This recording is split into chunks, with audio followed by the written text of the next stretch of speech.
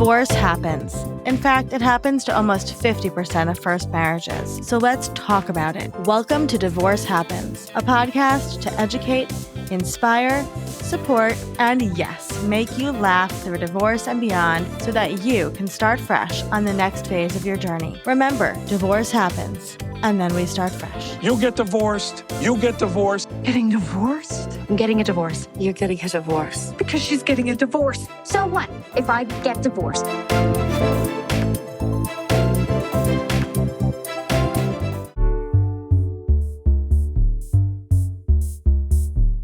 Hello, hello, hello. Welcome back to Divorce Happens, the podcast where we support you before, during, and after divorce with education, inspiration, a little bit of laughter, because as we know, divorce happens and then you start fresh. And we're here with one of our Fresh Starts experts, Chelsea Kim Long, who is a dear friend of mine, and I'm so excited to have her here today, and we will definitely be having her on again and again because Chelsea does something that a lot of people don't realize that they need help with during, before, and after a divorce. So Chelsea, what do you do? Who are you? Hey, I'm a writer. I'm a content creator. I'm an extremely online person. You can find me on Instagram threads. And I am a lay theologian, which means I don't have a seminary degree, but I love to study scripture and kind of figure out how these ancient texts can speak to us today from different religions and different faith traditions. I also am I'm a spiritual mentor for women, particularly for women who are coming out of restrictive structures, whether that's a religious structure or some other kind of structure, which we're going to talk about today. Marriage can be a constricting structure that women need to break free from. So I'm excited to be here today to talk about some spiritual practices for women during divorce. Yeah, I am so excited to chat about this and dig into it. So, I think having gone through my own divorce, when you go through a divorce, you really have to shelve anything else in your soul that is not focused on just surviving that divorce. And then when you come out of that divorce and the papers are signed or you're living by yourself, with your kids for the first time, you lose the sense of the universe around you. And I remember for me, my way of kind of reconnecting with my spirituality was painting and plants. I bought way too many indoor plants. But have you found, Chelsea, that women especially you work with, will lose that sense of spirituality after going through a big life transition like that? Absolutely. As you were talking, I haven't gone through divorce myself, but for me, my entry into motherhood, when you're talking about your divorce, I felt a lot of resonance in the severity and complexity of that experience and kind of that narrow focus. You go into this survival mode. Yeah. Where you're just putting one foot in front of another. And so I can relate to that experience. So I think that's really common. I think with divorce, it's a complete identity shift too. Right. So I think you can have the experience of going through it, survival mode. It's extremely emotionally distressing and painful. And, you're grieving, even if it's the right decision. And then when you stumble out of it, it's almost like you're a new person. So I do want to validate it's a huge identity shift because for however long you were in that marriage, you were identifying as a certain way and as carrying certain roles and being looked at as in a certain way by society. Yeah. And so I just want to validate that all of those emotions, confusion, grief, anger are all so normal. So that's kind of my first piece of advice is as much as you can. It's so painful because it's so uncomfortable and so much of society has conditioned us to want to shove down those emotions. But I encourage you when you can have the space to let those emotions come up and listen to them, to what they're telling you, because they can point you to the healing that you need. I love that. Why do you think it's so important for women especially to tap back into that side of themselves after something like a divorce? I think it's so important because, well, first of all, women are extremely powerful. And there are so many things in the world around us that want to try and convince us otherwise.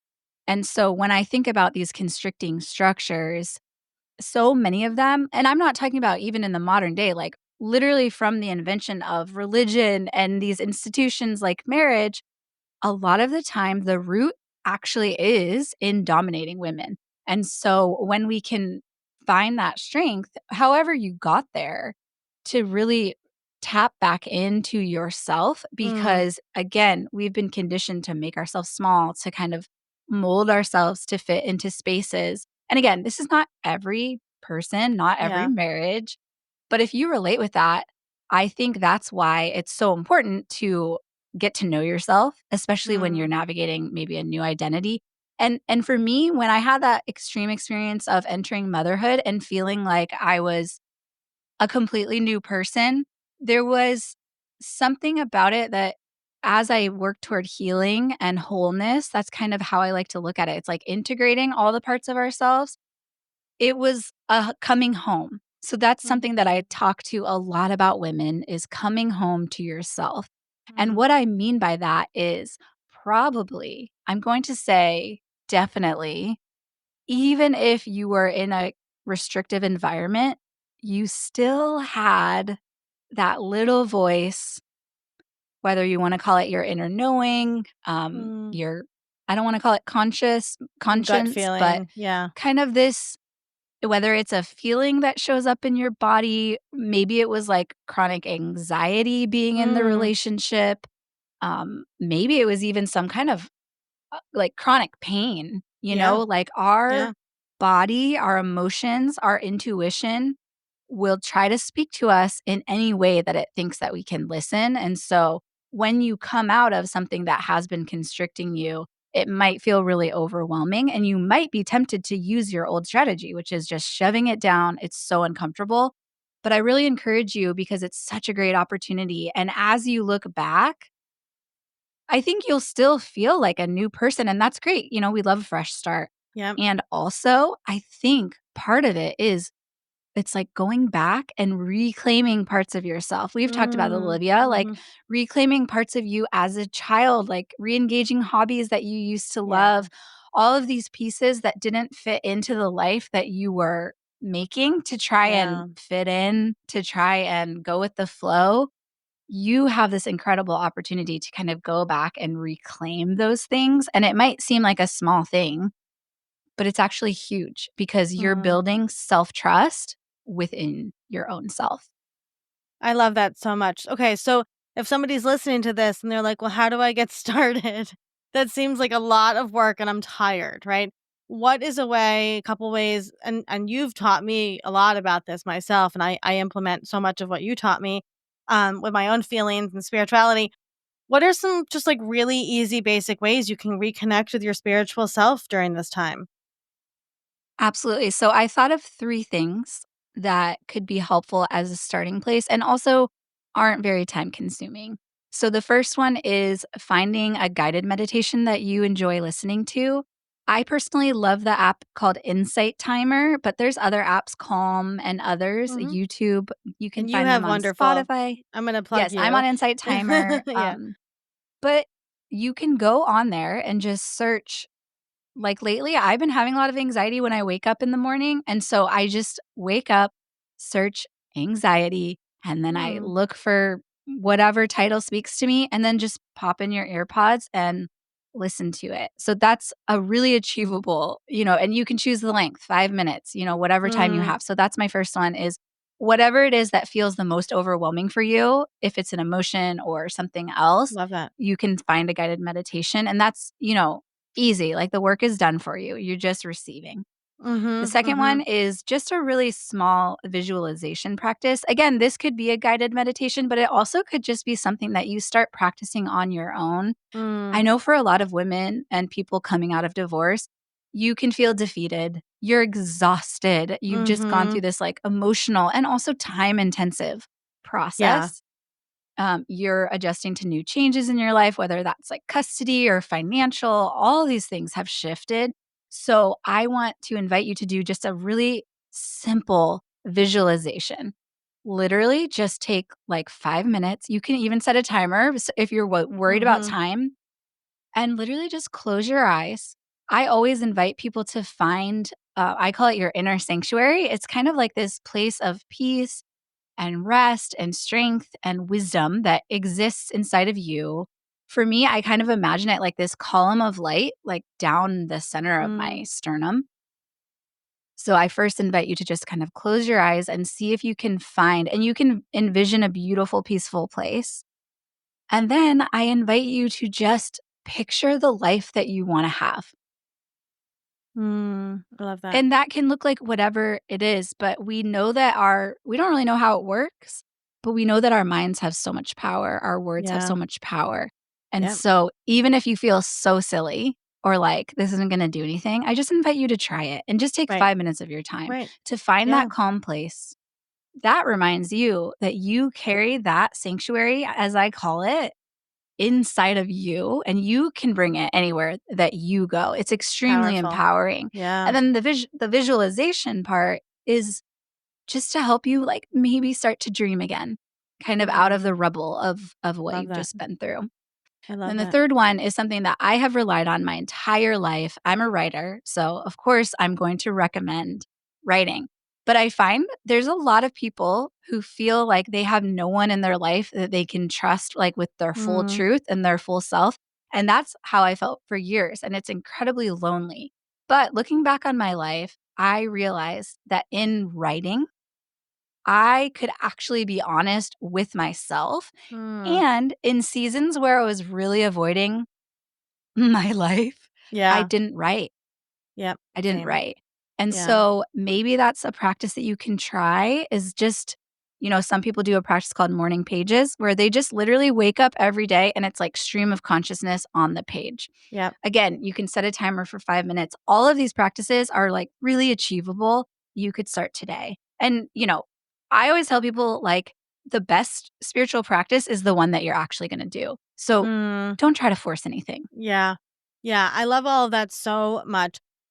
Question about the meditation for you. As somebody that is an anxious person that is constantly having thoughts, and I've found the way that whether it's a hypnosis or a meditation, I tend to do hypnosis because that's what I'm trained in. But I think that there's like a giving people permission to just like you said, like the work is done for you. You just have to listen, even if the thoughts are coming, right? Like you're still doing the work. Is that true with meditation? Yeah, I've noticed, especially people starting out with meditation, it's really uncomfortable because we are not used to sitting still and being quiet. Yeah. And so I feel like when people are beginning, that's such a common experience. Whether it's like you sit down and it can almost make your anxiety worse, which is really Mm. unfortunate. Mhm. Um, but it's like you sit down and then all of a sudden you're like, I forgot to do this or I need to Right. do that. So just do whatever you need to do to get yourself there. Like Right. literally, it's fine. I think we feel like there's so many rules around doing Yeah. meditation and doing it right. Like you could literally have a notebook next to you. And if you are thinking about something that you need to do later, just write it down Mhm. and then you're not Mhm. going to forget. And then if you are, a lot of times when people sit down, usually at the beginning of my meditations, I give a few moments at the beginning because either, an emotion will rise Mm. pretty quickly to the surface Mhm. or a Mhm. pain or, like, sensation in your body or thoughts, and Right. those are all extremely normal. So, usually what I do in the beginning of my guided meditations is I give a little space for Mhm. whatever is coming up because usually, especially if you're a parent, right, and you're Yeah. juggling lots of things, you don't give yourself enough time to listen to Right. yourself. It's like the only time you listen to yourself think is when you're in the shower. Yep. I'm If sure that's, that. like, such a Yeah. common you're like, "I'm so Yeah. brilliant when I'm in the Yeah. shower. Why can I, like, have" Yeah. It's because you're listening to Yeah. yourself, Mhm. and usually you're alone in the shower, it's quiet, you're just Yeah. so it's a that's why I call it a practice, Right. You're not broken if you and can't do it. Because I think that no, there's such it's a actually, like, yeah. extremely normal, and Right. honestly, what I tell people to do because the practice that I think is really transformational is actually just a simple mindfulness, which is literally bringing all of you into the Right. moment wherever it is, and so often, I will tell people if you are really, really struggling with trying to be, like, still and during Mhm. meditation, practice brushing your teeth and not letting your mind wander. So, Mm. like, that's a really good tangible it's something that we Mhm. do twice a day. You're Right. supposed to do it Right. for 2 minutes. So that's 2 minutes Right. where instead of just letting your mind go, Right. you're staying with and it's also somatic, like, you're staying with the sensation of how it Interesting. feels to brush Love your that. teeth, like, Yeah. it's fascinating because once you start noticing that, then that's how the practice starts, and then you Right. realize how much of the time you're living in the past or the future, which Yep. for people who having gone through divorce, like, there's a lot to process, so I'm not saying, like, don't Yeah. process it, but maybe become more intentional about, like, where your mind Yeah. is at any given Yeah. moment. Yeah. I love that so much. And even, like, when I try to do things like that, I just will keep telling myself, "This is your only job for 5 minutes," right? This is the Mhm. only thing you need to be doing. Chelsea, how do you work with women, especially if somebody's listening to this and they would love to connect with you? Yeah, so in the new year, I'm gonna be trying to do more virtual groups. So I you can find me on Instagram at Chelsea Kim Long, and I also have a website, chelseakimlong.com. I have probably around 50 free guided meditations, and I also have paid offerings. I'm getting ready. I'm excited in the new year for people who are interested. I'm gonna launch a course about divine feminine Love it. because I think there's something to, the constriction of women's voice and power. And if we're able to see ourselves reflected in our version of God, Mhm. it empowers us even more. So come and find me online. And I'm really excited for the things that I'm going to be offering. Amazing. And you have a beautiful Substack if anybody would like to sign up for that. And of course, you can find Chelsea over at Fresh Starts Registry in the expert guide, and her link will be in the show notes as well. Before we let you go, Chelsea, if somebody's listening to this going through a divorce or considering a divorce, what would be some words of encouragement that you could leave them with? I really just want to say that everything that you're experiencing is so normal and you're not alone. And there is a way to a more peaceful place for you. It might take some work, but it's really valuable and worth your time, especially if you're kind of in this freshly liminal space Mm, of stepping out of a relationship. It's an amazing opportunity to recommit to yourself, to your healing and growth. And I'm excited that you're ready and here. I love that so much. Thank you so much, Chelsea. This was awesome. We'll definitely have you back on to talk about more because it's, spirit. We just need to talk more about spirituality in general, but especially after these and during these big life transitions. So we appreciate you so much, and we're so happy that you're part of Fresh Starts. And thank you for taking the time today. Thanks, Olivia.